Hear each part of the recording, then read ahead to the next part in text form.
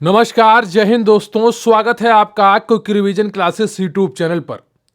आज आप करेंगे मुख्य सेविका भर्ती 2022 का फुल मॉक टेस्ट नंबर 2, जिसमें आपको देखने को मिलेंगे 100 एमसीक्यू।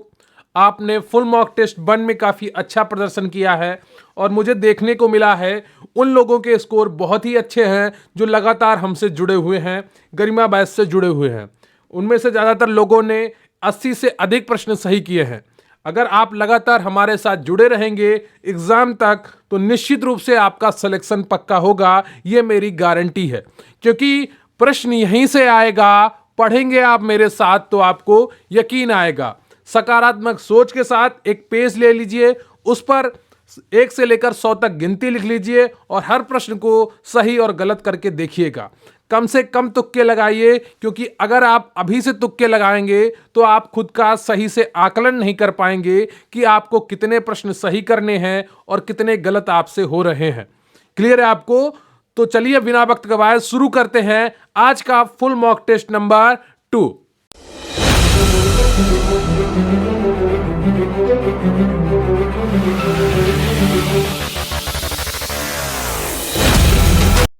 तो इससे पहले कि मैं आपका मॉक टेस्ट शुरू करूं, मैं आपको एक छोटी सी जानकारी देता हूं कि मुख्य सेविका स्पेशल पीडीएफ बैच हमारे चैनल पर चल रहा है, जिसकी फीस मात्र 505 रुपए है।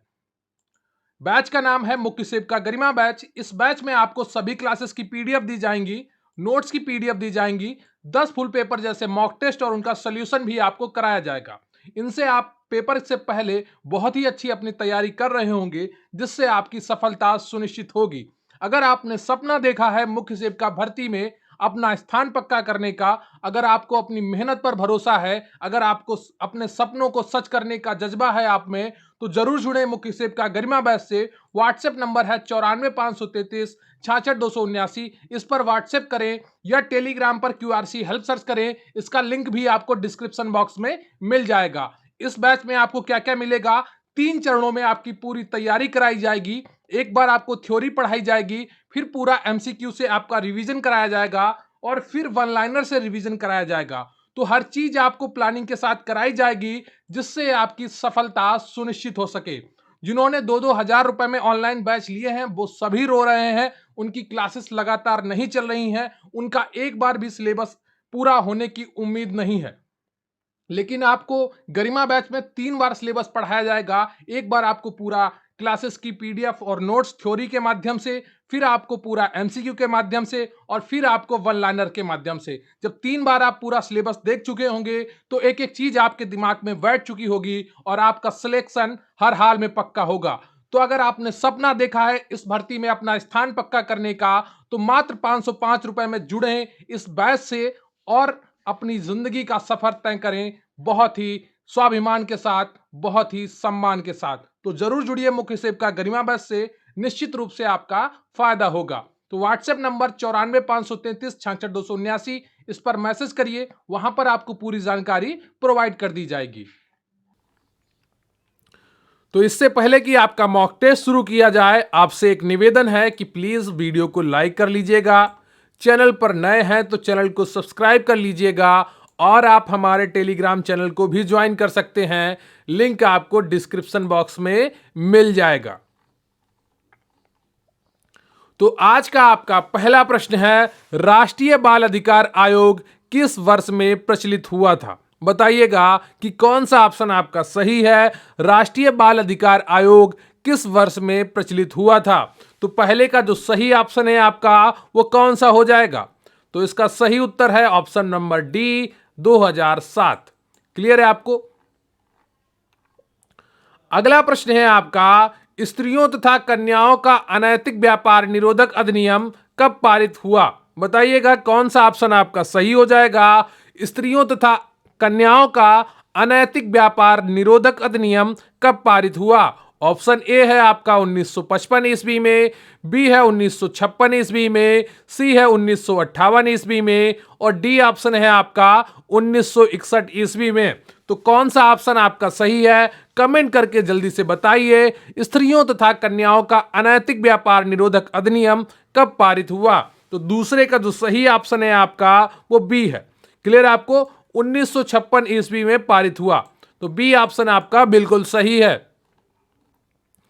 अगला प्रश्न है आपका, किस प्रकार की गरीबी स्वास्थ्य एवं शारीरिक प्रकार के रख रखाव के लिए आवश्यक मूलभूत संसाधनों के अभाव को दर्शाता है? बताइए, किस प्रकार की गरीबी स्वास्थ्य एवं शारीरिक प्रकार के रख रखाव के लिए आवश्यक मूलभूत संसाधनों के अभाव को दर्शाता है?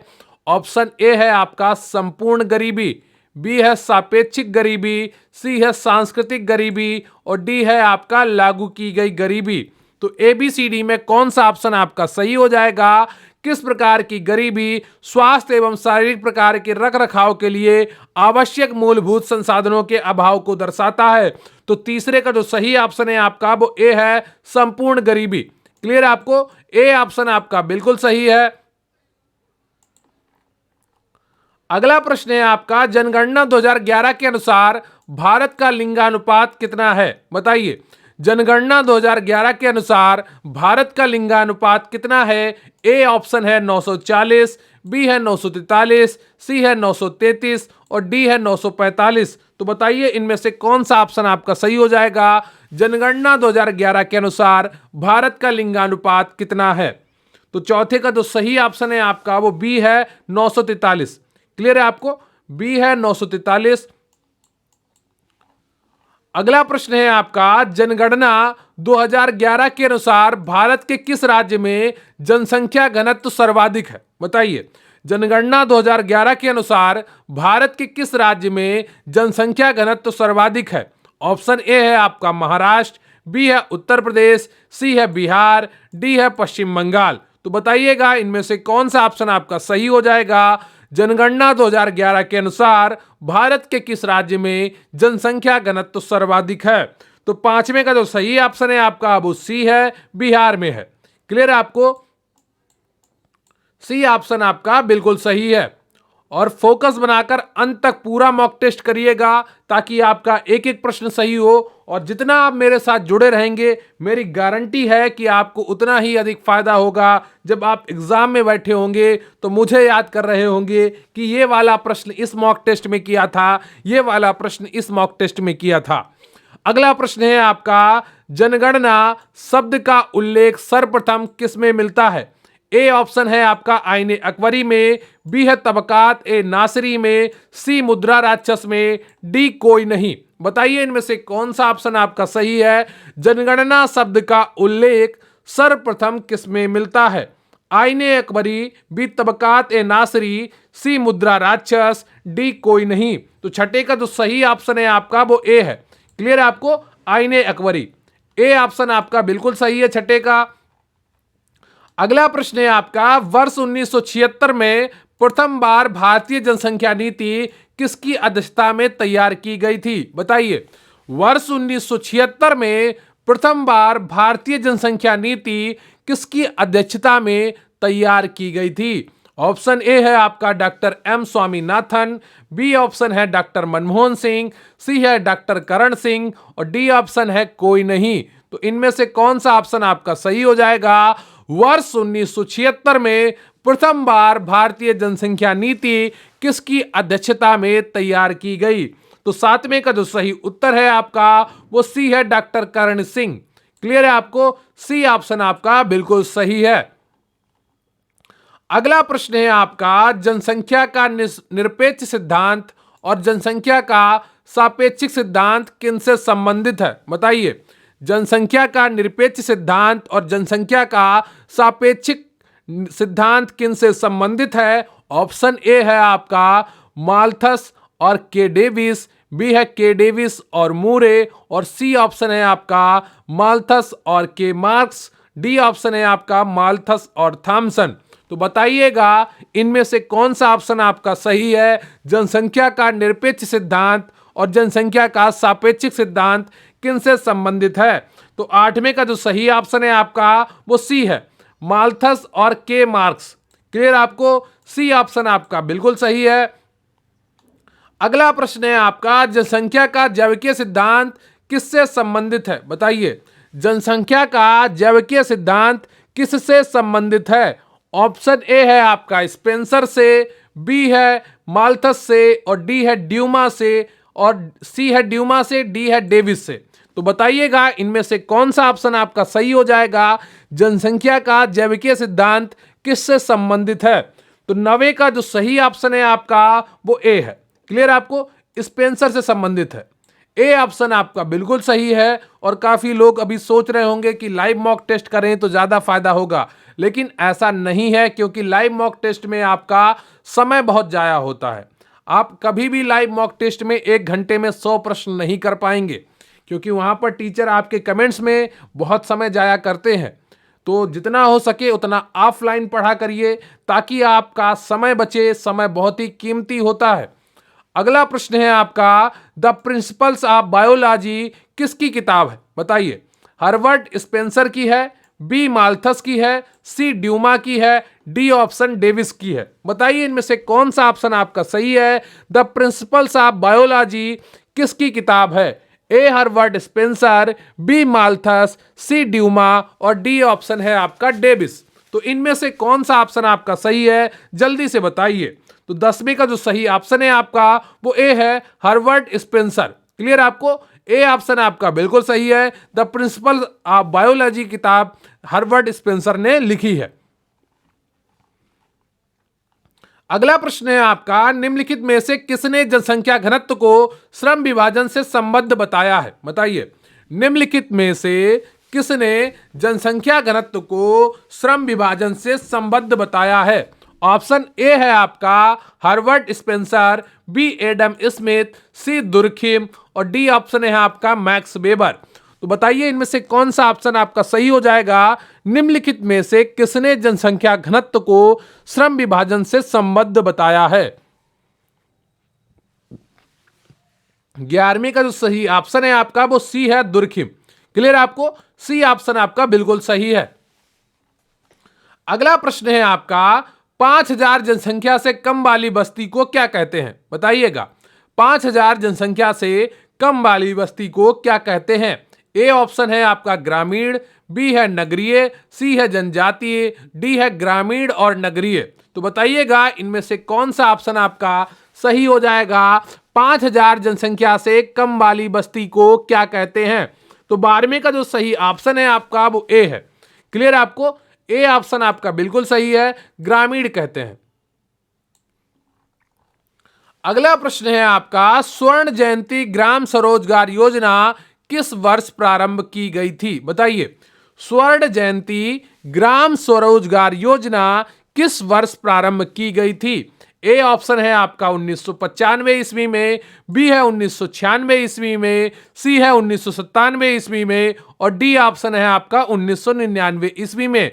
तो बताइए कौन सा ऑप्शन आपका सही हो जाएगा। स्वर्ण जयंती ग्राम स्वरोजगार योजना किस वर्ष प्रारंभ की गई? तो 13वें का जो सही ऑप्शन है आपका वो डी है, 1999 ईस्वी में। क्लियर आपको? डी ऑप्शन आपका बिल्कुल सही है।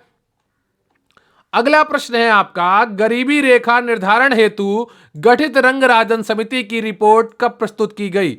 ए ऑप्शन है 2012 ईस्वी में, बी है 2013 ईस्वी में, सी 2014 ईस्वी में और डी ऑप्शन है आपका 2015 ईस्वी में। बताइए गरीबी रेखा निर्धारण हेतु गठित रंग राजन समिति की रिपोर्ट कब प्रस्तुत की गई? तो 14वें का जो सही ऑप्शन है आपका वो सी है। क्लियर आपको? सी ऑप्शन आपका बिल्कुल सही है, 2014 में प्रस्तुत की गई। अगला प्रश्न है आपका, किस पंचवर्षीय योजना का मुख्य उद्देश्य गरीबी हटाओ था? बताइए। किस पंचवर्षीय योजना का मुख्य उद्देश्य गरीबी हटाओ था? ए चौथी पंचवर्षीय योजना, बी पांचवी पंचवर्षीय योजना, सी छठी पंचवर्षीय योजना और डी है 7वीं पंचवर्षीय योजना। तो बताइए इनमें से कौन सा ऑप्शन आपका सही हो जाएगा। किस पंचवर्षीय योजना का मुख्य उद्देश्य गरीबी हटाओ था? तो 15वें का जो सही ऑप्शन है आपका वो बी है, 5वीं पंचवर्षीय योजना। क्लियर आपको? यह 1974 से 1979 तक थी। क्लियर आपको? ये डीपी धर मॉडल पर आधारित थी। इसका नारा था गरीबी हटाओ। क्लियर आपको? तो बी ऑप्शन आपका बिल्कुल सही है, 5वीं पंचवर्षीय योजना 1974 से 1979 तक। अगला प्रश्न है आपका, मार्क्स का संघर्ष सिद्धांत आधारित है। बताइए मार्क्स का संघर्ष सिद्धांत किस पर आधारित है? ए वर्ग संघर्ष पर, बी जातीय संघर्ष पर, सी प्रजातीय संघर्ष पर, डी है पीढ़ी अंतराल पर। तो बताइए इनमें से कौन सा ऑप्शन आपका सही हो जाएगा। मार्क्स का संघर्ष सिद्धांत किस पर आधारित है। तो 16वें का जो सही ऑप्शन है आपका वो ए है, वर्ग संघर्ष पर। क्लियर आपको, ए ऑप्शन आपका बिल्कुल सही है। अगला प्रश्न है आपका, बीमारू राज्यों की संकल्पना किसने की थी। बताइए बीमारू राज्यों की संकल्पना किसने की थी। ए ऑप्शन है आपका के श्रीनिवासन ने, बी है जे आर रेले ने, सी आशीष बोस ने, डी एस चंद्रशेखर ने। तो बताइए इनमें से कौन सा ऑप्शन आपका सही है। बीमारू राज्यों की संकल्पना किसने की थी। तो 17वें का जो सही ऑप्शन है आपका वो सी है। क्लियर आपको, सी ऑप्शन आपका बिल्कुल सही है, आशीष बोस ने की थी। अगला प्रश्न है आपका, सामाजिक नियंत्रण उपकरणों की प्रणाली है, यह मत किसका है। बताइए सामाजिक नियंत्रण उपकरणों की प्रणाली है, यह मत किसका है। ए ऑप्शन है आपका मैकावर और पेज, बी है लैंडिस, सी है ओग वर्ण एवं निमकॉफ और डी ऑप्शन है आपका रास। तो प्रश्न है आपका, सामाजिक नियंत्रण उपकरणों की प्रणाली है, यह मत किसका है। बताइए 18वें का कौन सा ऑप्शन आपका सही है। तो डी ऑप्शन आपका बिल्कुल सही है, 18वें का रॉस। क्लियर आपको, डी ऑप्शन आपका बिल्कुल सही है। और पहले मॉक टेस्ट का आपको कट ऑफ भी बताया गया था एक अलग वीडियो में शाम को बनाकर, बहुत ही छोटी वीडियो थी ताकि आपको पूरी जानकारी मिल सके, आप स्वयं का आकलन कर सके। वैसे ही इस वीडियो का जो मॉक टेस्ट है इसका भी आपको एक छोटा सा वीडियो दिया जाएगा जिसमें इस मॉक टेस्ट का संभावित कट ऑफ बताया जाएगा, तो उनको भी जरूर देखा करिएगा क्योंकि आपका स्वयं का आकलन करना बहुत ही आवश्यक है कि आप जो पढ़ाई कर रहे हैं, जो तैयारी कर रहे हैं, क्या वो है सफिशिएंट है या उसमें और सुधार लाया जा सकता है। तो इस चीज को समझने के लिए आपको पूरा जो एक प्रारूप तैयार किया जा रहा है आपके लिए, उसको फॉलो करिए और निश्चित रूप से आपको सफलता मिलेगी। अगला प्रश्न है आपका, सामाजिक नियंत्रण किया जा सकता है, ए कानून द्वारा, बी धर्म द्वारा, सी समाज द्वारा, डी उपयुक्त सभी के द्वारा। बताइए सामाजिक नियंत्रण किसके द्वारा स्थापित किया जा सकता है। तो 19 का कौन सा ऑप्शन आपका सही हो जाएगा। 19 का डी ऑप्शन आपका बिल्कुल सही है, उपयुक्त सभी के द्वारा। क्लियर आपको, डी ऑप्शन आपका बिल्कुल सही है, उपयुक्त सभी के द्वारा कानून लगाकर भी सामाजिक नियंत्रण स्थापित होता है, यह आपने देखा होगा अपने आसपास। धर्म भी सामाजिक नियंत्रण स्थापित करता है, वो तय करता है कि आपको क्या करना है और क्या नहीं करना है, और समाज पर तो पाबंदियां लगाता ही है। क्लियर आपको, लोग क्या कहेंगे, लोगों का काम क्या है कहना, ये बात होती बहुत आसान है, पर समाज का ये डर ही लोगों पर नियंत्रण स्थापित करता है। तो डी ऑप्शन आपका बिल्कुल सही हो जाएगा। क्लियर आपको।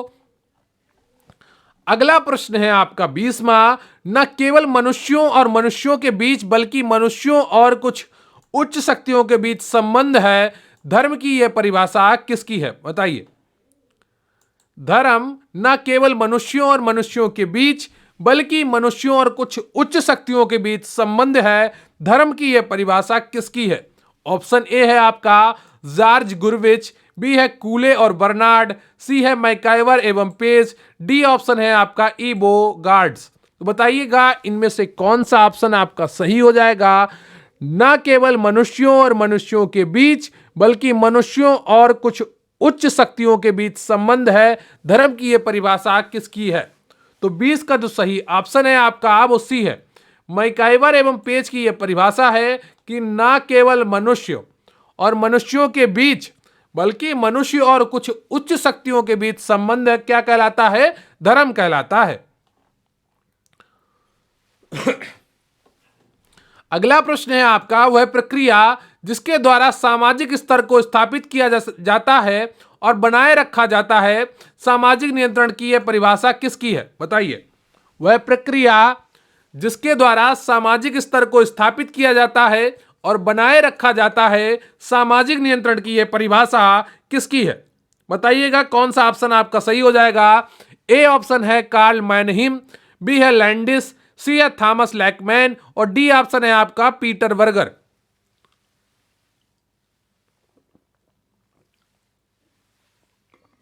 बताइए कौन सा ऑप्शन आपका सही है। तो 21 का जो सही ऑप्शन है आपका वो लैंडिस है। क्लियर है आपको। बी ऑप्शन आपका बिल्कुल सही है। वह प्रक्रिया जिसके द्वारा समाज स्तर को स्थापित किया जाता है और बनाए रखा जाता है, सामाजिक नियंत्रण की यह परिभाषा लैंडिस ने दी है। क्लियर है आपको। तो बी ऑप्शन आपका बिल्कुल सही है। अगला प्रश्न है आपका, समाजीकरण के निम्नलिखित सिद्धांतों में से कौन सीखने का सिद्धांत है। बताइए समाजीकरण के निम्नलिखित सिद्धांतों में से कौन सा सिद्धांत सीखने का है जिससे आप सीख सकते हैं। ऑप्शन है आपका ए धर्म का कार्यात्मक सिद्धांत, बी है नियंत्रण का सिद्धांत, सी है सामाजिक संरचना का सिद्धांत और डी है आपका संबद्ध प्रत्यावर्तन का सिद्धांत। तो सामाजीकरण के निम्नलिखित सिद्धांतों में से कौन सा सीखने का सिद्धांत है। तो 22 का जो सही ऑप्शन है आपका वो बी है। क्लियर है आपको। नियंत्रण का सिद्धांत, बी ऑप्शन आपका बिल्कुल सही है। नियंत्रण का सिद्धांत आप सीख सकते हैं क्योंकि आजकल जो आप नेता लोग देख रहे हैं, जो अधिकारी देख रहे हैं, ये क्या करते हैं, ये नियंत्रण करते हैं पब्लिक के ऊपर। तो ये सीख कर आते हैं कि लोगों को देखकर सीखते हैं कि किस तरह से किसे नियंत्रित किया जा सकता है। क्लियर है आपको। तो बी ऑप्शन आपका बिल्कुल सही है। नियंत्रण का सिद्धांत सीखा जा सकता है। क्लियर है आपको। और प्लीज वीडियो को लाइक कर लीजिएगा, चैनल पर नए हैं तो चैनल को सब्सक्राइब कर लीजिएगा। अगला प्रश्न है आपका, सामाजिक नियंत्रण सार्वजनिक राय द्वारा भी किया जाता है। सार्वजनिक राय स्थापित करने में सहायक साधन है ए प्रेस, बी रेडियो, सी इंटरनेट, डी उपयुक्त सभी। बताइए इनमें से कौन सा ऑप्शन आपका सही हो जाएगा। सामाजिक नियंत्रण सार्वजनिक राय द्वारा भी किया जाता है, सार्वजनिक राय स्थापित करने में सहायक साधन है। तो 23 का जो सही ऑप्शन है आपका वो डी है, उपयुक्त सभी। अखबार के द्वारा या टीवी न्यूज के द्वारा भी नियंत्रण स्थापित किया जाता है सामाजिक, और रेडियो के द्वारा भी, और इंटरनेट तो आज के टाइम पर बहुत ही ज्यादा पॉपुलर चीज है सामाजिक नियंत्रण स्थापित करने के लिए। क्लियर। आपको एक राय बना दी जाती है सोशल मीडिया पर ट्रेंड करके कि ऐसा है, तो लोग मान लेते हैं कि ऐसा है। क्लियर आपको। तो डी ऑप्शन आपका बिल्कुल सही है। अगला प्रश्न है आपका, the theory of the leisure class किसकी पुस्तक है। बताइए the theory of the leisure class किसकी पुस्तक है। ए बेवलन, बी है आगस्त काम्ट, सी है ऑप्शन ए टाइनबी और डी ऑप्शन है आपका ई.बी. टायलर। बताइए किसकी किताब है the theory of the leisure class, किसकी पुस्तक है। तो 24 का जो सही ऑप्शन है आपका वो ए है, वेवलन की पुस्तक है। क्लियर आपको। ए ऑप्शन आपका बिल्कुल सही है। अगला प्रश्न है आपका, निम्नलिखित में से किस समाजशास्त्री ने यह माना है कि प्रौद्योगिकी प्रत्यक्ष रूप से सामाजिक परिवर्तन का ही कारण है। बताइए निम्नलिखित में से किस समाजशास्त्री ने यह माना है कि प्रौद्योगिकी प्रत्यक्ष रूप से सामाजिक परिवर्तन का कारण है। ए ऑप्शन है आपका एंथनी गिंडेस, बी ऑप्शन है वेबलन, सी ऑप्शन है कोजर और डी है उपयुक्त में से कोई नहीं। बताइए निम्नलिखित में से किस समाजशास्त्री ने यह माना है कि प्रौद्योगिकी प्रत्यक्ष रूप से सामाजिक परिवर्तन का कारण है। तो 25 का जो सही ऑप्शन है आपका वो बी है। क्लियर आपको। 25 का बी ऑप्शन आपका बिल्कुल सही है, बेवलन ने माना है। क्लियर आपको।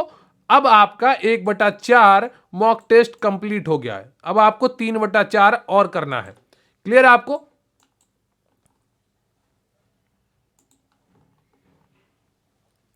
अगला प्रश्न है आपका, कुल ऊर्जा व्यय से क्या तात्पर्य है। बताइए कुल ऊर्जा व्यय से क्या तात्पर्य है। एक वर्ष में एक व्यक्ति या व्यक्तियों के समूह द्वारा खर्च की गई ऊर्जा, या एक माह में एक व्यक्ति या व्यक्तियों के समूह द्वारा खर्च ऊर्जा, या एक सप्ताह में एक व्यक्ति या व्यक्तियों के समूह द्वारा खर्च की गई ऊर्जा, या 24 घंटे में एक व्यक्ति या व्यक्तियों के समूह द्वारा खर्च की गई ऊर्जा। तो बताइए कुल ऊर्जा व्यय से क्या तात्पर्य है। तो 26 का जो सही ऑप्शन है आपका वो डी है। क्लियर आपको। डी ऑप्शन आपका बिल्कुल सही है। 24 घंटे में एक व्यक्ति या व्यक्तियों के समूह द्वारा खर्ची की गई ऊर्जा को क्या कहते हैं, कुल ऊर्जा व्यय कहते हैं। अगला प्रश्न है आपका, ऊर्जा का प्राथमिक स्रोत क्या है। भोज्य पदार्थ है, सूर्य का प्रकाश है, ग्लूकोज है या खनिज तेल है। बताइए ऊर्जा का प्राथमिक स्रोत क्या है। भोज्य पदार्थ, सूर्य का प्रकाश, ग्लूकोज, खनिज तेल। तो ऊर्जा का प्राथमिक स्रोत बी ऑप्शन बिल्कुल सही है, सूर्य का प्रकाश है। क्लियर है आपको? अगला प्रश्न है आपका, निम्न में से किस तत्व की मात्रा हमारे आहार में सर्वाधिक पाई जाती है? बताइए, निम्नलिखित में से किस तत्व की मात्रा हमारे आहार में सर्वाधिक पाई जाती है? ए कार्बोहाइड्रेट, बी वसा, सी प्रोटीन, डी अल्कोहल। इनमें से कौन सा ऑप्शन आपका सही है? निम्न में से किस तत्व की मात्रा हमारे आहार में सर्वाधिक पाई जाती है? तो 28 का जो सही ऑप्शन है आपका वो ए है, कार्बोहाइड्रेट। क्लियर आपको? ए ऑप्शन आपका बिल्कुल सही है, कार्बोहाइड्रेट। अगला प्रश्न है आपका, शरीर में भोजन से किन क्रियाओं के उपरांत पोषक तत्वों से ऊर्जा विमुक्त होती है? बताइए, शरीर में भोजन से किन क्रियाओं के उपरांत पोषक तत्वों से ऊर्जा विमुक्त होती है? ए पाचन, बी अवशोषण, सी चयापचय, डी उपर्युक्त तीनों क्रियाओं के बाद। बताइए कौन सा ऑप्शन आपका सही हो जाएगा? शरीर में भोजन से किन क्रियाओं के उपरांत पोषक तत्वों से ऊर्जा विमुक्त होती है?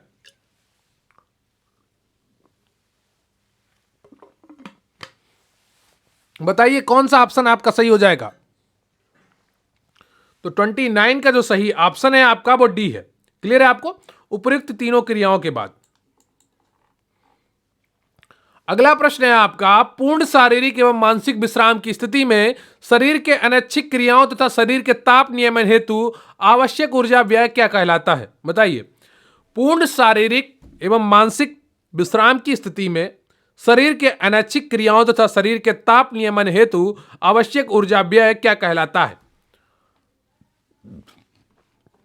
ऑप्शन ए है आपका आधारीय चयापचय दर, बी है संतुलित ऊर्जा व्यय दर, सी है अनुशंसित ऊर्जा व्यय दर और डी ऑप्शन है आपका उपयुक्त में से कोई नहीं। बताइएगा कौन सा ऑप्शन आपका सही हो जाएगा? तो 30 का जो सही ऑप्शन है आपका वो ए है। क्लियर आपको? आधारीय चयापचय दर। क्लियर आपको? ए ऑप्शन आपका बिल्कुल सही है, आधारीय चयापचय दर। अगला प्रश्न है आपका, 1 ग्राम वसा के पूर्ण ऑक्सीकरण से लगभग कितनी ऊर्जा मुक्त होती है? बताइए, 1 ग्राम वसा के पूर्ण ऑक्सीकरण से लगभग कितनी ऊर्जा मुक्त होती है? ऑप्शन ए है आपका 4 किलो कैलोरी, बी है 7 किलो कैलोरी, डी ऑप्शन है आपका 12 किलो कैलोरी, सी ऑप्शन है आपका 12 किलो कैलोरी और डी है 9 किलो कैलोरी। बताइएगा इनमें से कौन सा ऑप्शन आपका सही हो जाएगा? 1 ग्राम वसा के पूर्ण ऑक्सीकरण से लगभग कितनी ऊर्जा मुक्त होती है? तो 31 का जो सही ऑप्शन है आपका वो है डी, 9 किलो कैलोरी। क्लियर आपको? डी ऑप्शन आपका बिल्कुल सही है। अगला प्रश्न है आपका, एक सामान्य व्यक्ति को प्रतिदिन कितनी मात्रा में जल पीना चाहिए? बताइए, एक सामान्य व्यक्ति को प्रतिदिन कितनी मात्रा में जल पीना चाहिए? ए 1 से 2 गिलास, बी 4 से 5 गिलास, सी 2 से 3 गिलास और डी है आपका 8 से 10 गिलास। बताइएगा इनमें से कौन सा ऑप्शन आपका सही हो जाएगा? एक सामान्य व्यक्ति को प्रतिदिन कितनी मात्रा में जल पीना चाहिए? तो 32 का जो सही ऑप्शन है आपका वो डी है, 8 से 10 गिलास। क्लियर है आपको? एक गिलास में लगभग 250 से 300 ml होता है। अगर आप 300 ml मान लें, ठीक है, तो आपका 8 या 24 हो जाता है। ठीक है, तो वो लगभग 2.5 से 3 लीटर हो जाता है। क्लियर है आपको? तो 3 से 4 लीटर आपको एक दिन में पीना चाहिए। अगला प्रश्न है आपका, फाइबर युक्त आहार मुख्यतः सहायक होता है? ए पाचन में, बी श्वसन में, सी रक्त निर्माण में, डी रोगों में प्रतिरक्षा में। बताइए एबीसीडी में कौन सा ऑप्शन आपका सही हो जाएगा? फाइबर युक्त आहार मुख्यतः सहायक होता है ए पाचन में, बी श्वसन में, सी रक्त निर्माण में, डी रोगों में प्रतिरक्षा में। तो 33 का जो सही ऑप्शन है आपका वो ए है। क्लियर आपको? पाचन में। ए ऑप्शन आपका बिल्कुल सही है, पाचन में सहायक होता है। अगला प्रश्न है आपका, गर्भवती स्त्रियों में प्रायः किन खनिज लवणों की कमी हो जाती है? बताइए, गर्भवती स्त्रियों में प्रायः किन खनिज लवणों की कमी हो जाती है? ए कैल्शियम एवं आयरन की, बी सोडियम एवं आयोडीन की, सी सोडियम एवं पोटेशियम की, डी ऑप्शन है आपका पोटेशियम एवं आयोडीन की। तो इनमें से कौन सा ऑप्शन आपका सही हो जाएगा? गर्भवती स्त्रियों में प्रायः किन खनिज लवणों की कमी हो जाती है? तो 34 का जो सही ऑप्शन है आपका वो कौन सा है? वो ए है, कैल्शियम और आयरन की कमी हो जाती है। आयरन की कमी से कौन सा रोग होता है? यह भी एक प्रश्न है आपका। क्लियर है आपको? तो ए ऑप्शन आपका बिल्कुल सही है। अगला प्रश्न है आपका, किसी व्यक्ति की बॉडी मास इंडेक्स ज्ञात करने के लिए किन तथ्यों की आवश्यकता होती है? बताइए, किसी व्यक्ति का बॉडी मास इंडेक्स ज्ञात करने के लिए किन तथ्यों की आवश्यकता होती है? ए उसके वजन की, बी उसकी लंबाई की, सी वजन एवं लंबाई दोनों की, डी है उसके आय की। बताइएगा इनमें से कौन सा ऑप्शन आपका सही है? किसी व्यक्ति का बॉडी मास इंडेक्स ज्ञात करने के लिए किन तथ्यों की आवश्यकता होती है? तो 35 का जो सही ऑप्शन है आपका वो सी है, वजन एवं लंबाई दोनों की। क्लियर आपको? सी ऑप्शन आपका बिल्कुल सही है। अगला प्रश्न है आपका, नीचे एक अभिकथन और कारण दिया गया है। आपको कथन और कारण दिया गया है, इस तरह का एक प्रश्न आपकी परीक्षा में आ सकता है। सही विकल्प आपको चुनना है। अभिकथन है, बेरी बेरी एक विषाणु जनित संक्रमण है। क्या बेरी बेरी एक विषाणु जनित संक्रमण है?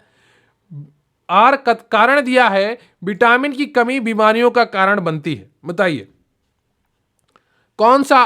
क्या ए आर दोनों सही है, या ए गलत है आर सही है, या ए सही है लेकिन आर गलत है, या ए और आर दोनों गलत है? बताइएगा इनमें से कौन सा ऑप्शन आपका सही हो जाएगा? तो 36 का जो सही ऑप्शन है आपका वो ए है, ए गलत है, आर सही है। क्लियर आपको? बेरी बेरी एक विषाणु जनित संक्रमण रोग नहीं है। क्लियर आपको? तो ए ऑप्शन आपका सही है। अगला प्रश्न है आपका, मानव शरीर में ऊर्जा का प्रमुख स्रोत क्या है? बताइए, मानव शरीर में ऊर्जा का प्रमुख स्रोत क्या है? A vitamin, B carbohydrate, C protein, D वसा। बताइएगा इनमें से कौन सा ऑप्शन आपका सही है? मानव शरीर में ऊर्जा का प्रमुख स्रोत है। बताइए 37 का जो सही ऑप्शन है आपका वो बी है। क्लियर आपको? कार्बोहाइड्रेट। बी ऑप्शन आपका बिल्कुल सही है 37 का। अगला प्रश्न है आपका, शरीर में कार्बोहाइड्रेट की अधिकता से कौन सा विकार उत्पन्न होता है? बताइए, शरीर में कार्बोहाइड्रेट की अधिकता से कौन सा विकार उत्पन्न होता है? ए मोटापा, बी कुपोषण, सी वजन में कमी, डी कमजोरी। इनमें से कौन सा ऑप्शन आपका सही है? शरीर में कार्बोहाइड्रेट की अधिकता से कौन सा विकार उत्पन्न होता है? 38 का जो सही ऑप्शन है आपका वो ए है, मोटापा। क्लियर आपको? ए ऑप्शन आपका बिल्कुल सही है, मोटापा। अगला प्रश्न है आपका, शरीर के विभिन्न भागों में ऑक्सीजन का संवहन कौन करता है? बताइए, शरीर के विभिन्न भागों में ऑक्सीजन का संवहन कौन करता है? ए हीमोग्लोबिन, बी श्वेत रक्तकण, सी प्लेटलेट्स, डी उपयुक्त में से कोई नहीं। बताइएगा इनमें से कौन सा ऑप्शन आपका सही है? शरीर के विभिन्न भागों में ऑक्सीजन का संवहन कौन करता है? तो 39 का जो सही ऑप्शन है आपका वो ए है, हीमोग्लोबिन करता है। क्लियर आपको? ए ऑप्शन आपका बिल्कुल सही है। अगला प्रश्न है आपका, उल्टा प्रसव यानी कि ब्रीच डिलीवरी से क्या तात्पर्य है? बताइए, सिर गर्भाशय के ऊपर की ओर होता है, या सिर गर्भाशय में नीचे की ओर होता है, या पैर और गर्भाशय ऊपर की ओर होते हैं, या पैर गर्भाशय में नीचे की ओर होता है? बताइए इन 4 पॉइंट्स में कौन से आपके सही है? उल्टा प्रसव से क्या तात्पर्य है? ए ऑप्शन है 1 2 सही है, बी है 2 4 सही है, सी 3 और 4 सही है, डी 1 और 4 सही है। तो 40 का कौन सा ऑप्शन आपका सही हो जाएगा? देखिए, सिर गर्भाशय में ऊपर की ओर होता है तभी तो उल्टा प्रसव होगा, और चौथे में पैर और गर्भाशय में नीचे की ओर होते हैं। ठीक है, तो डी ऑप्शन आपका बिल्कुल सही है, 1 और 4 सही है।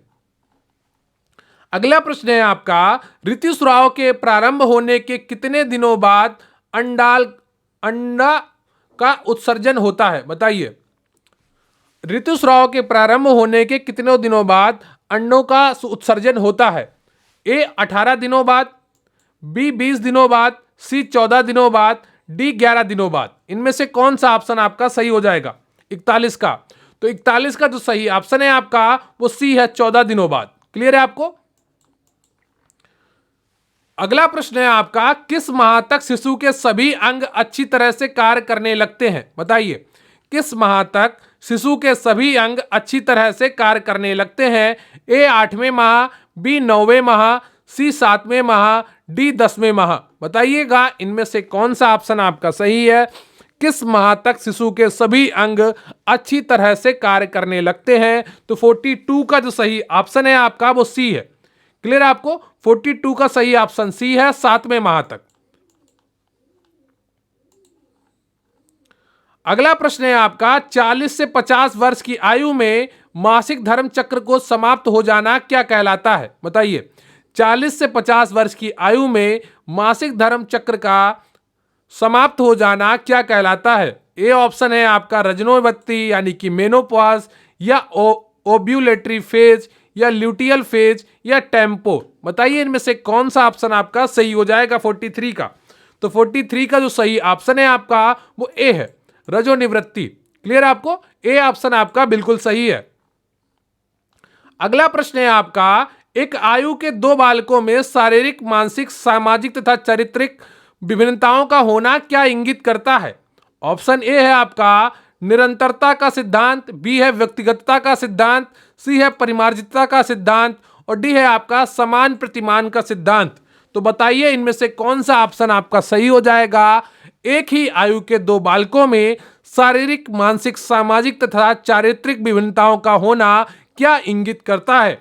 तो 44 का कौन सा ऑप्शन आपका सही हो जाएगा? जल्दी से बताइए। तो 44वां का जो ऑप्शन आपका सही है वो बी है। क्लियर आपको? बी ऑप्शन आपका बिल्कुल सही है, 44वें का व्यक्तिगतता का सिद्धांत कहलाता है। क्लियर आपको? बी ऑप्शन आपका बिल्कुल सही है।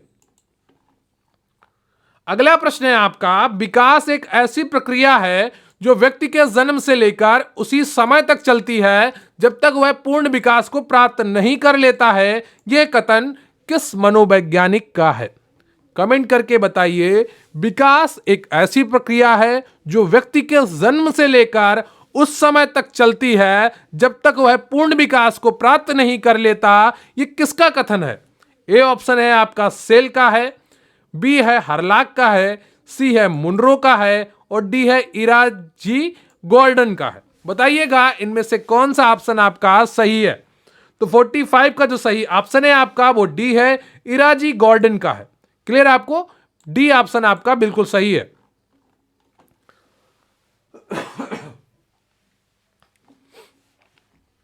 अगला प्रश्न है आपका, किशोरावस्था के आगमन का मुख्य चिन्ह संवेगात्मक विकास में तीव्र परिवर्तन है। यह कथन किस मनोवैज्ञानिक का है? ए ऑप्शन है आपका कोल और ब्रूस का, बी है एलिस क्रो का, सी है ब्रिजेज का, और डी है हरलाक का। बताइएगा इनमें से कौन सा ऑप्शन आपका सही हो जाएगा? किशोरावस्था के आगमन का मुख्य चिन्ह संवेगात्मक विकास में तीव्र परिवर्तन है। यह कथन किस मनोवैज्ञानिक का है? कोल और ब्रूस का है, एलिस क्रो का है, सी ब्रिजेज का है, डी हरलाक का है। तो 46 का जो सही ऑप्शन है आपका वो ए है, कोल और ब्रूस का है। क्लियर आपको? कोल और ब्रूस का है। ए ऑप्शन आपका बिल्कुल सही है। अगला प्रश्न है आपका, संवेग व्यक्ति की उत्तेजित दशा है। यह कथन किस मनोवैज्ञानिक का है? बताइए।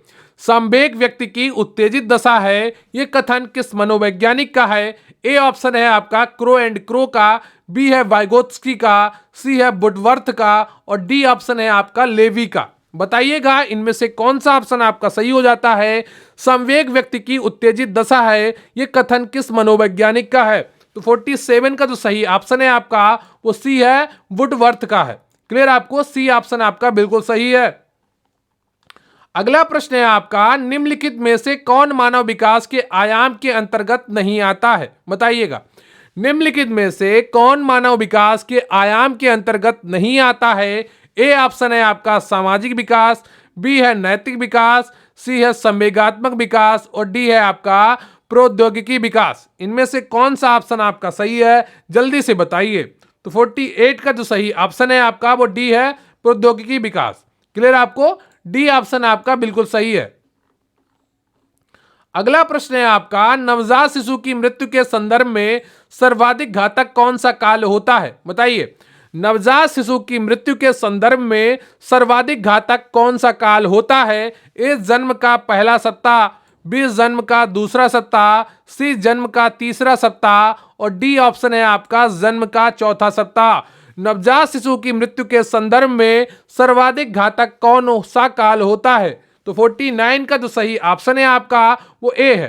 क्लियर आपको? जन्म का पहला सप्ताह। अधिकतर जो शिशु जन्म मृत्यु दर होती है वो जन्म के पहले सप्ताह में हुई मृत्यु के कारण होती है। क्लियर आपको? तो ए ऑप्शन आपका बिल्कुल सही है। अगला प्रश्न है आपका, प्रधानमंत्री सुरक्षित मातृत्व अभियान की शुरुआत कब की गई थी? बताइएगा। वर्ष 2011 में, वर्ष 2013 में, वर्ष 2015 में या डी ऑप्शन है वर्ष 2016 में। प्रधानमंत्री सुरक्षित मातृत्व अभियान की शुरुआत कब की गई? तो 50 का जो सही ऑप्शन है आपका वो डी है, वर्ष 2016 में की गई। क्लियर आपको? डी ऑप्शन आपका बिल्कुल सही है 50 का। अब आपने 1/2 मॉक टेस्ट कर लिया है और आपका आधा मॉक टेस्ट बचा है। अगला प्रश्न है आपका, यदि मां को सर्दी जुकाम बुखार है तो बच्चे को क्या नहीं कराना चाहिए या करना चाहिए? स्तनपान कराना चाहिए या स्तनपान नहीं कराना चाहिए? फल का जूस देना चाहिए या पाउडर वाला दूध देना चाहिए? बताइएगा कौन सा ऑप्शन आपका सही है। यदि मां को सर्दी जुकाम और बुखार है तो बच्चे को क्या कराना चाहिए? तो 51 का जो सही ऑप्शन है आपका वो ए है, बच्चे को स्तनपान कराना चाहिए। क्लियर है आपको? ए ऑप्शन आपका बिल्कुल सही है। अगला प्रश्न है आपका, किसका कथन है कि पोषक मनुष्य व उसके शारीरिक सामाजिक जैविकीय पहलुओं के बीच का संबंध है? बताइएगा ये किसका कथन है कि जो पोषक है वो मनुष्य व उसके शारीरिक सामाजिक जैविकीय पहलुओं के बीच संबंध है। यहां पर पोषण भी हो सकता है, पोषक भी हो सकता है। क्लियर आपको? अर्थ लगभग दोनों के समान ही है।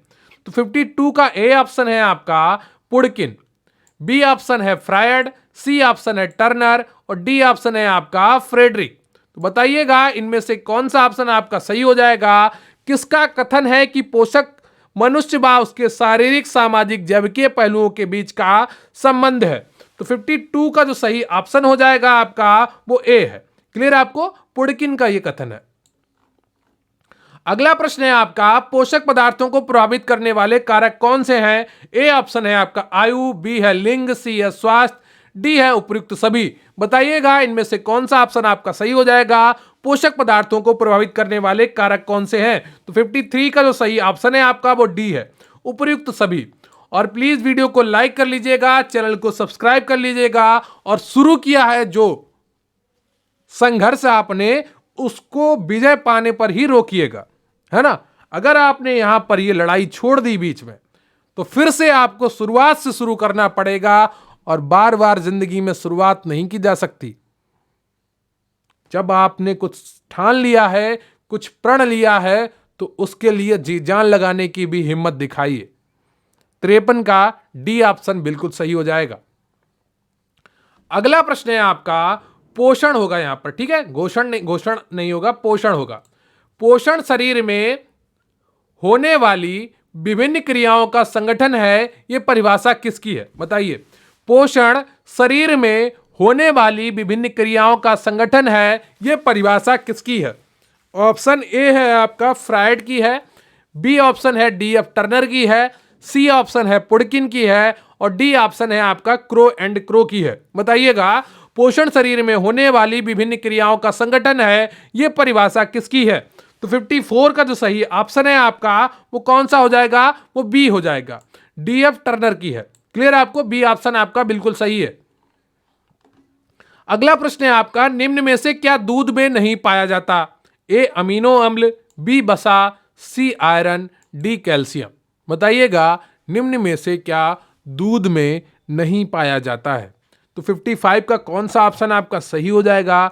55 का सी ऑप्शन आपका बिल्कुल सही हो जाएगा, आयरन दूध में नहीं पाया जाता है। क्लियर है आपको?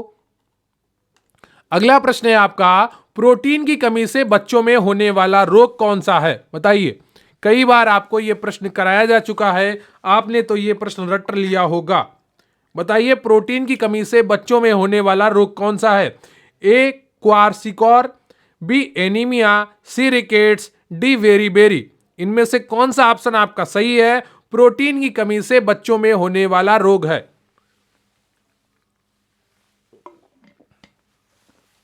56 का कौन सा ऑप्शन आपका सही है? तो 56 का जो सही ऑप्शन है आपका वो ए है, क्वासियोरकर। क्लियर आपको? प्रोटीन की कमी से बच्चों में होने वाला रोग है। अगला प्रश्न है आपका, सर्वाधिक मातृ मृत्यु दर किस राज्य में है? ए ऑप्शन है उत्तर प्रदेश, बी असम, सी मध्य प्रदेश, डी महाराष्ट्र। बताइए सर्वाधिक मातृ मृत्यु दर किस राज्य में है? तो 57 का जो सही ऑप्शन है आपका वो बी है, वो असम राज्य में है। क्लियर आपको? बी ऑप्शन आपका बिल्कुल सही है। सर्वाधिक मातृ मृत्यु दर किस राज्य में है? असम राज्य में है। अगला प्रश्न है आपका, उत्तर प्रदेश की मातृ मृत्यु दर वर्ष 2019 के अनुसार कितनी है? बताइए उत्तर प्रदेश की मातृ मृत्यु दर वर्ष 2019 के अनुसार कितनी है? ए 160, बी 150, सी 163, डी 167। इनमें से कौन सा ऑप्शन आपका सही है? उत्तर प्रदेश की मातृ मृत्यु दर वर्ष 2019 के अनुसार कितनी है? तो 58 का जो सही ऑप्शन है आपका वो कौन सा हो जाएगा? वो डी है, 167 है। क्लियर आपको? डी ऑप्शन आपका बिल्कुल सही है।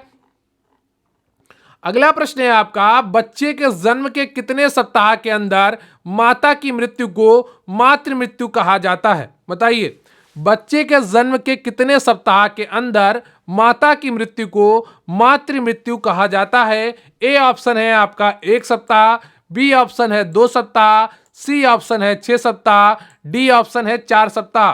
बच्चे के जन्म के कितने सप्ताह के अंदर माता की मृत्यु को मातृ मृत्यु कहा जाता है? तो 59 का जो सही ऑप्शन है आपका वो सी हो जाएगा, 6 सप्ताह। क्लियर आपको? 6 सप्ताह या 42 दिन। अगला प्रश्न है आपका, खाद्य पदार्थों के अंकुरण हेतु आवश्यक परिस्थितियां कौन सी हैं? ए ऑप्शन है आपका नमी एवं आर्द्रता, बी है तापमान, सी है ऑक्सीजन, डी है उपयुक्त सभी। बताइएगा इनमें से कौन सा ऑप्शन आपका सही हो जाएगा? खाद्य पदार्थों के अंकुरण हेतु आवश्यक परिस्थितियां कौन सी हैं? तो 60 का कौन सा ऑप्शन आपका सही हो जाएगा? 60 का डी ऑप्शन आपका बिल्कुल सही हो जाएगा। क्लियर आपको? नमी भी चाहिए, तापमान भी चाहिए, ऑक्सीजन भी चाहिए, तो डी ऑप्शन आपका बिल्कुल सही हो जाएगा। अगला प्रश्न है आपका, किण्वन की क्रिया को प्रभावित करने वाले कारक कौन से हैं? बताइए किण्वन की क्रिया को प्रभावित करने वाले कारक कौन से हैं? ए ऑप्शन है आपका तापमान, बी है पीएच, सी है आर्द्रता और डी है उपयुक्त सभी। बताइए इनमें से कौन सा ऑप्शन आपका सही हो जाएगा? किण्वन की क्रिया को प्रभावित करने वाले कारक कौन से हैं? तो 61 का जो सही ऑप्शन है आपका वो कौन सा है? वो डी है, तापमान भी आवश्यक है। क्लियर आपको? पीएच भी और आर्द्रता भी। अगला प्रश्न है आपका, जब सब्जियों को उबालने के पश्चात उसका पानी फेंक दिया जाता है तो किन तत्वों की हानि होती है? बताइए जब सब्जियों को उबालने के पश्चात उसका पानी फेंक दिया जाता है तब किन तत्वों की हानि होती है? ए ऑप्शन है आपका विटामिन एवं कार्बोहाइड्रेट, बी है खनिज एवं कार्बोहाइड्रेट, सी है विटामिन एवं खनिज की, डी है खनिज विटामिन और कार्बोहाइड्रेट की। बताइए जब सब्जियों को उबालने के पश्चात उसका पानी फेंक दिया जाता है तो किन तत्वों की हानि होती है? तो 62 का जो सही ऑप्शन है आपका वो सी है। क्लियर आपको? 62 का सी ऑप्शन आपका सही है, विटामिन एवं खनिज की। अगला प्रश्न है आपका, फलों एवं सब्जियों को उनके मूल भार से 50% तक सुखाकर फ्रीजिंग करके संरक्षित करना क्या कहलाता है? बताइए फलों और सब्जियों को उनके मूल भार से 50% तक सुखाकर फ्रीजिंग करके संरक्षित करना क्या कहलाता है? ए शार्प फ्रीजिंग कहलाता है, बी डिहाइड्रो फ्रीजिंग कहलाता है, सी स्लो फ्रीजिंग कहलाता है, डी त्वरित फ्रीजिंग कहलाता है। तो 63 का कौन सा ऑप्शन आपका सही हो जाएगा? 63 का बी ऑप्शन आपका सही है, डिहाइड्रो फ्रीजिंग कहलाता है। क्लियर है आपको? अगला प्रश्न है आपका, विकास कभी ना समाप्त होने वाली प्रक्रिया है, यह विचार किससे संबंधित है? बताइए। विकास कभी ना समाप्त होने वाली प्रक्रिया है, यह विचार किससे संबंधित है? ए ऑप्शन है आपका संबद्ध का सिद्धांत, बी है निरंतरता का सिद्धांत, सी है अंतः क्रिया का सिद्धांत, डी है एकीकरण का सिद्धांत। तो विकास कभी ना समाप्त होने वाली प्रक्रिया है, यह विचार किससे संबंधित है? बताइएगा। तो 64 का जो सही ऑप्शन है आपका वो बी है, निरंतरता के सिद्धांत से संबंधित है। क्लियर आपको? बी ऑप्शन आपका बिल्कुल सही है। अगला प्रश्न है आपका, मनोविज्ञान शाला उत्तर प्रदेश के किस शहर में स्थित है? ए लखनऊ में, बी प्रयागराज में, सी आगरा में, डी वाराणसी में। बताइए इनमें से कौन सा ऑप्शन आपका सही हो जाएगा? मनोविज्ञान शाला उत्तर प्रदेश के किस शहर में स्थित है? तो 65 का जो सही ऑप्शन है आपका वो बी है, प्रयागराज में स्थित है। क्लियर आपको? बी ऑप्शन आपका बिल्कुल सही है, प्रयागराज में स्थित है। अगला प्रश्न है आपका, मनोवैज्ञानिक के अनुसार बाल विकास की कौन सी अवस्था सबसे जटिल व कठिन है? बताइएगा। मनोवैज्ञानिकों के अनुसार बाल विकास की कौन सी अवस्था सबसे जटिल व कठिन है? तो 66 का जो सही ऑप्शन है आपका वो बी है, किशोरावस्था। क्लियर आपको? किशोरावस्था सबसे जटिल व कठिन है। अगला प्रश्न है आपका, पियाजे के संज्ञानात्मक विकास के चारों चरण में से कौन सा सम्मिलित नहीं है? बताइए। पियाजे के संज्ञानात्मक विकास के 4 चरण में कौन सा चरण सम्मिलित नहीं है? ए ऑप्शन है आपका इंद्रिय गामक अवस्था, बी है पूर्व संक्रियात्मक अवस्था, सी है उत्तर संक्रियात्मक अवस्था, डी है अमूर्त संक्रियात्मक अवस्था। तो इनमें से कौन सा ऑप्शन आपका सही हो जाएगा? पियाजे के संज्ञानात्मक विकास के चारों चरण में कौन सा सम्मिलित नहीं है? तो 67 का जो सही ऑप्शन है आपका वो सी है। क्लियर आपको? उत्तर संक्रियात्मक अवस्था। क्लियर आपको? जितने लोग भी मेरे साथ जुड़े रहेंगे वो अपनी नौकरी पक्की करके जाएंगे एग्जाम में। क्लियर आपको? तो भरोसा रखिए अपने ऊपर भी और मेरे ऊपर भी। आपकी मेहनत रंग लाएगी। आप क्या लगातार अपने सिलेबस के साथ जुड़े रहना आपका परिणाम बताकर दिखाएगा। क्लियर है आपको? अगला प्रश्न है आपका, प्रगतिशील शिक्षा के जनक के रूप में याद किए जाने वाले सिद्धांतकार कौन है? बताइए। फ्रेडरिक फ्रोबेल है, जॉन डेवी है, जीन पियाजे है, डी ग्राहम गिब्स है। बताइए इनमें से कौन सा ऑप्शन आपका सही है? प्रगतिशील शिक्षा के जनक के रूप में याद किए जाने वाले सिद्धांतकार कौन है? फ्रेडरिक फ्रोबेल है, बी जॉन डेवी है, सी जीन पियाजे है, डी ग्राहम गिब्स है। तो 68 का जो सही ऑप्शन है आपका वो बी है, जॉन डेवी है। क्लियर आपको? बी ऑप्शन आपका बिल्कुल सही है। अगला प्रश्न है आपका, वातावरण वह बाहरी शक्ति है जो हमें प्रभावित करती है, यह किसका कथन है? ए वुडवर्थ का, बी रॉस का, सी एनास्टसी का, डी इनमें से कोई नहीं। बताइएगा कि वातावरण वह बाहरी शक्ति है जो हमें प्रभावित करती है, यह किसका कथन है? तो 69 का जो सही ऑप्शन है आपका वो बी है, रॉस का है। क्लियर आपको? रॉस महोदय का यह कथन है। अगला प्रश्न है आपका, यदि कोई मानवीय रोग विश्व के बृहद क्षेत्र में फैलता है तो उसे क्या कहते हैं? ए पैंडेमिक यानी कि वैश्विक महामारी, बी एपिडेमिक, या सी एंडेमिक, या डी एपिजेटिक। बताइएगा कौन सा ऑप्शन आपका सही है? यदि कोई मानवीय रोग विश्व के बृहद क्षेत्र में फैलता है तो उसे क्या कहते हैं? तो 70 का जो सही ऑप्शन है आपका वो ए है, पैंडेमिक कहते हैं। क्लियर आपको? अभी कोरोना पैंडेमिक आपने देखा होगा, वैश्विक महामारी। अगला प्रश्न है आपका, ह्यूमनोलॉजी यानी कि प्रतिरक्षा विज्ञान के जनक कौन है? बताइएगा। ह्यूमनोलॉजी यानी कि प्रतिरक्षा विज्ञान के जनक कौन है?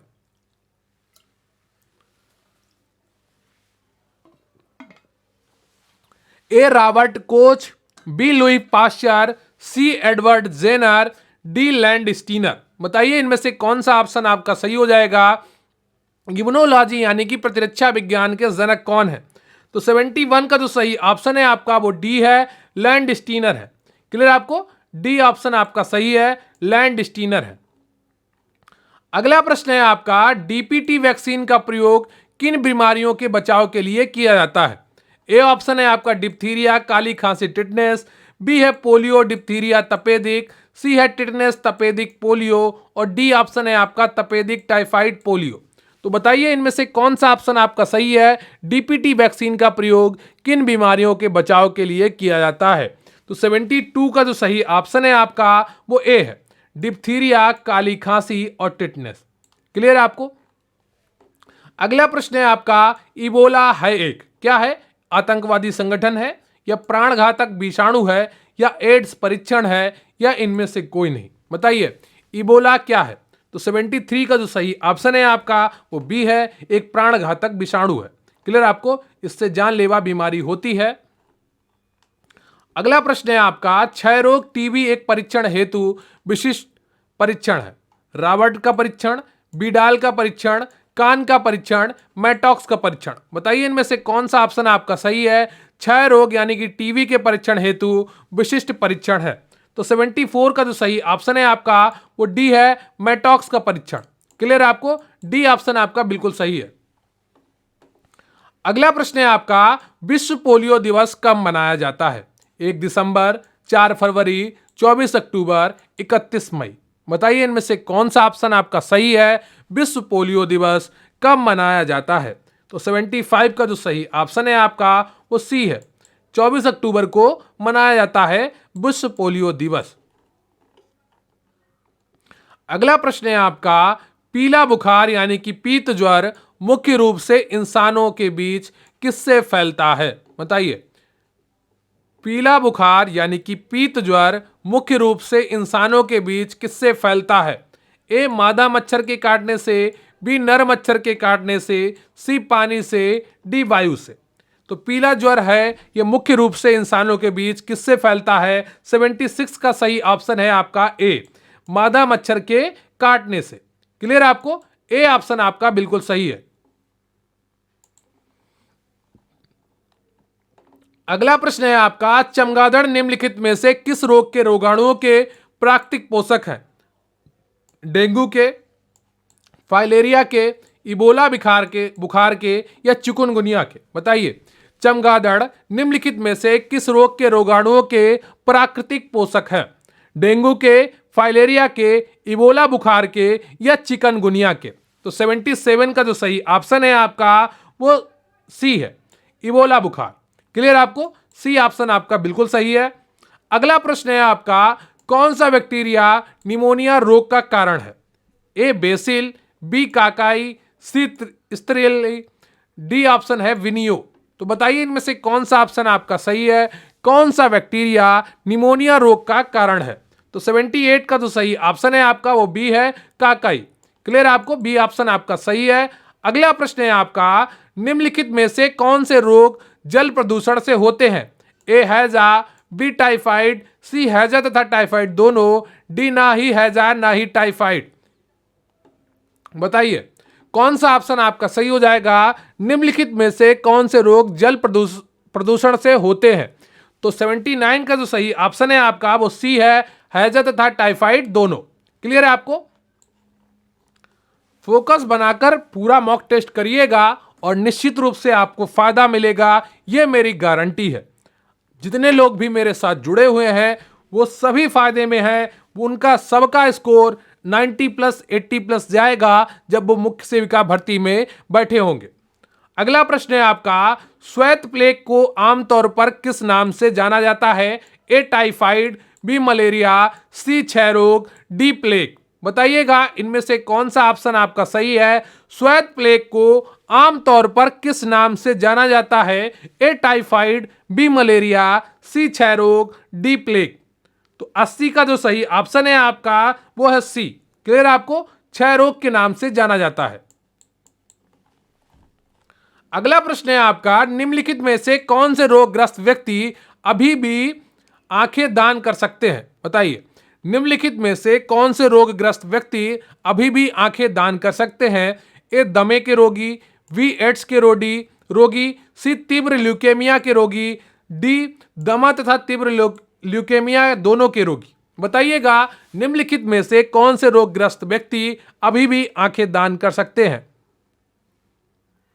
तो 81 का जो सही ऑप्शन है आपका वो ए है, दमे के रोगी अपनी आंखें दान कर सकते हैं। क्लियर है आपको? अगला प्रश्न है आपका, औपचारिक दिशा निर्देश एवं प्राधिकार पदानुक्रम संचार के किस प्रकार के उदाहरण हैं? बताइए। औपचारिक दिशा निर्देश प्राधिकार पदानुक्रम संचार के किस प्रकार के उदाहरण हैं?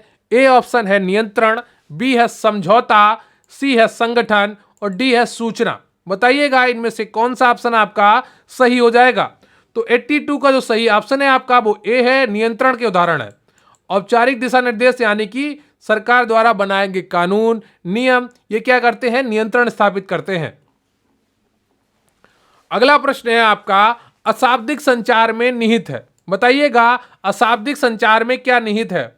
देह भाषा, मुखीय अभिव्यक्ति एवं लहजा, या भाव भंगिमा, देह मुद्राएं, भावात्मक अभिव्यक्ति, या न्यूनतम शाब्दिक मौन एवं मुखीय अभिव्यक्ति, या देह भाषा या लहजा एवं मौन।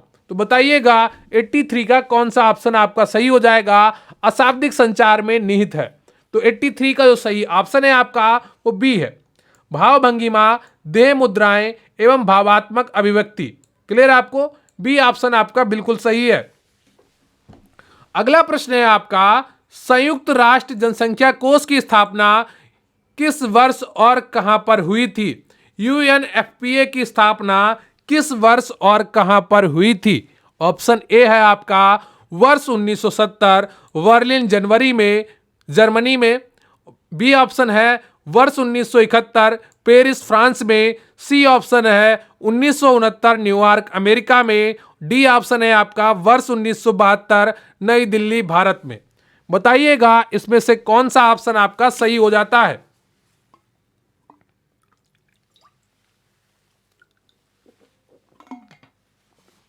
तो 84 का जो सही ऑप्शन है आपका वो सी है। क्लियर है आपको? सी ऑप्शन आपका बिल्कुल सही है। वर्ष 1969 में न्यूयॉर्क अमेरिका में संयुक्त राष्ट्र जनसंख्या कोष की स्थापना हुई थी। अगला प्रश्न है आपका, भारतीय बाल कल्याण परिषद यानी कि Indian council for child welfare का गठन किस वर्ष हुआ था?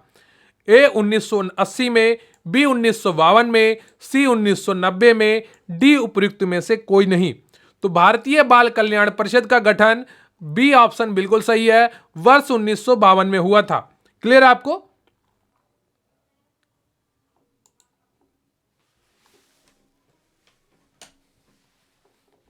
अगला प्रश्न है आपका, विश्व रेड क्रॉस दिवस कब मनाया जाता है? बताइए।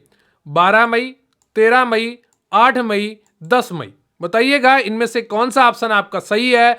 विश्व रेड क्रॉस दिवस कब मनाया जाता है? 12 मई, 13 मई, 8 मई या 10 मई।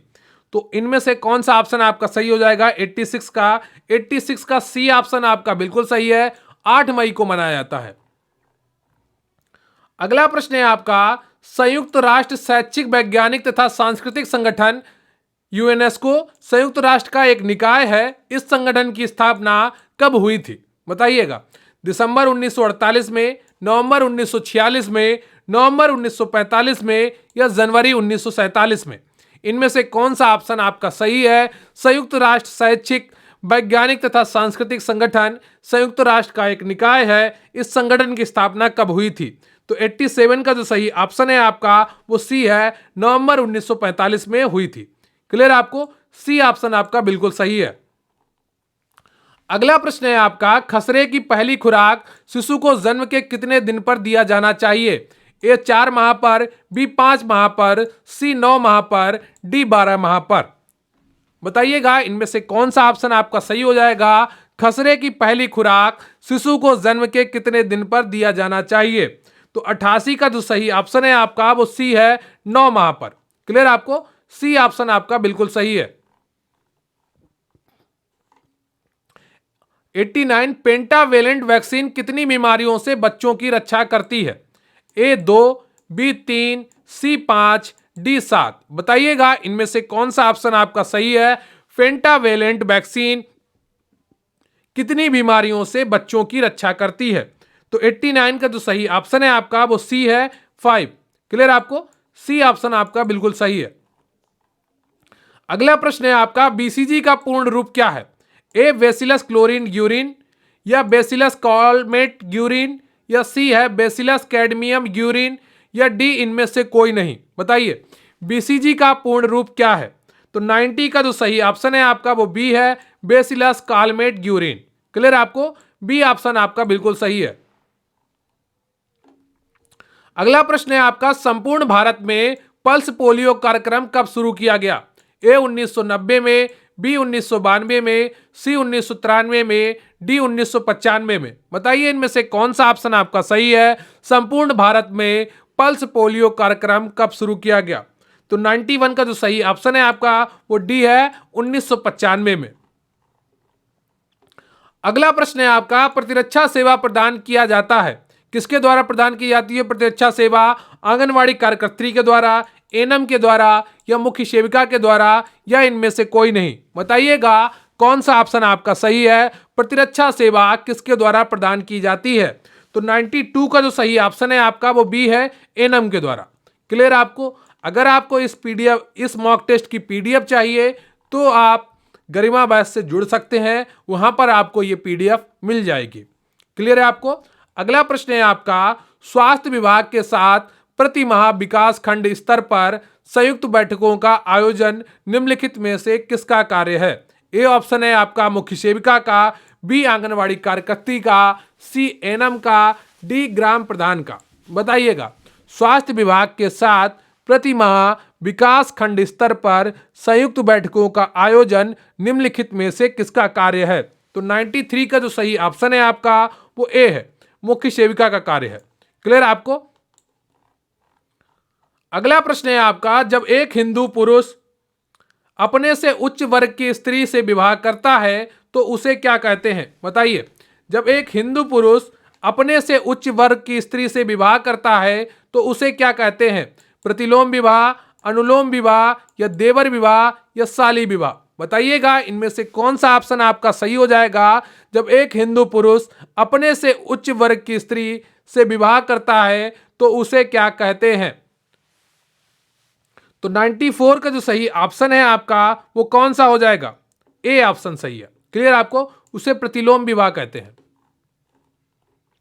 अगला प्रश्न है आपका, किसने कहा कि विवाह का बुनियादी आधार परिवार है ना कि परिवार का आधार विवाह है? बताइए किसने कहा कि विवाह का बुनियादी आधार परिवार है ना कि परिवार का आधार विवाह है?